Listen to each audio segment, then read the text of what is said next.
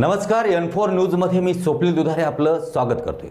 आता पाहूया महाराष्ट्रातील शैक्षणिक, सांस्कृतिक, राजकीय आणि इतर घडामोडींचा आढावा। वळूया पुढील बातमीकडे।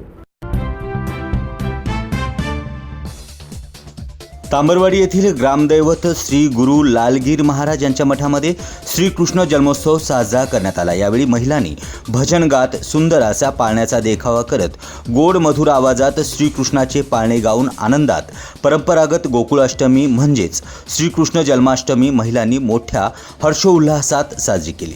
पूजा, रात्र जागरण आणि पुढील दिवशी महोत्सव यांचा जन्माष्टमी उत्सवामध्ये समावेश होता।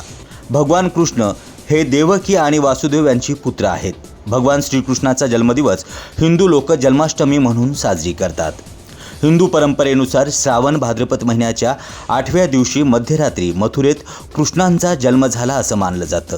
या दिवशी जन्माष्टमी साजरी केली जाते। जन्माष्टमीला लोक उपवास करून कृष्णप्रेमाची भक्तिगीत गाऊन ते साजरी करत असतात।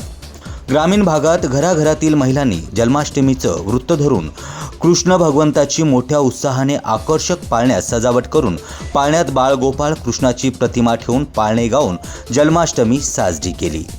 N4 न्यूजसाठी जीवन जाधव, औसा।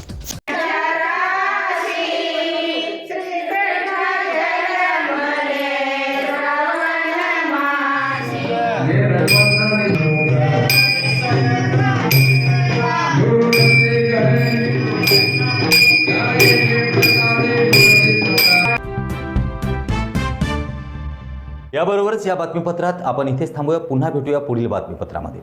जर महाराष्ट्रभरातील घडामोडी आपणास पाहायच्या असतील तर नक्कीच N4 न्यूजला सबस्क्राइब करा आणि बेल आयकॉनला क्लिक करा। अधिक माहितीसाठी संपर्क 9322991919। मुंबई, पुणे, खानदेश, मराठवाडा असो का विदर्भ, राजकीय, सामाजिक, शैक्षणिक क्षेत्र असो का क्रीडा, सर्वच घडामोडींचं विश्लेषण पाहायला विसरू नका N4 न्यूजवर।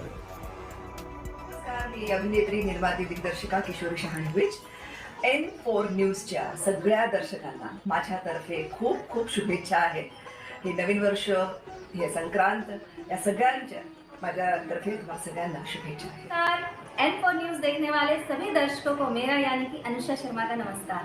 नमस्कार, मैं Bollywood actor Ramesh Goyal N4 news Marathi channel के लिए मेरी तरफ से हार्दिक शुभकामनाएं।